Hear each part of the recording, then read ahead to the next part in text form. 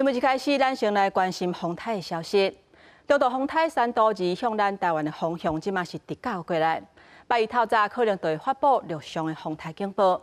今仔日各地农民是赶紧去挽菜甲挽果子，都惊去互风台扫一个拢害了了。也那高雄市府为着要预防搁做大水，今仔日已经完成抽水站甲抽水机的设置。另外，屏东东港往回小琉球的船帮已经宣布后礼拜2甲拜3停驶。将已经到粉的甘露来啊，捌来，因为中度风台山火儿接近台湾，本来还有时间包装，即马干能将精力用在抢修电管。本来我们都是半天采收啊，然后下午来包装。现在我看梨山地区那个农民全部都下滚去采收了。云林菜农对风台严加待遇，因为用菜小白菜进入采收期，趁礼拜天气真好，赶紧采收才会菜洗。提早一天，提个风台提早一天。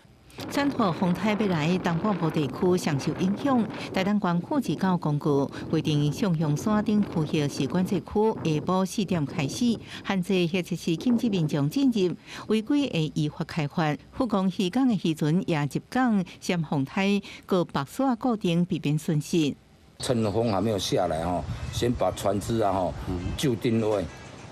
到时候不然夜晚动作那我们越失利嘛。屏东东港来往小琉球的东流线也受风台影响，至到坐船游客已经明显减少3-4成。民营客船10月初1、初2会全面停驶。3朵台风大概在10月1号周二会影响，所以说今天去的旅客大概就是明天9月30号会回来。那10月1号我们可能预估，因为会发布陆上台风警报，所以我们10月1号、10月2号会停航。7月开灭风台中从南部，尤其高雄市区淹大水，为防止灾情重现，高雄市府水利局赶紧启动清疏，目前已经全面完成抽水站、抽水机布设加测试作业，地风池已经全部排空。另外，提醒山区民众爱注意土石流警戒消息，确保自身的安全。记者综合报道。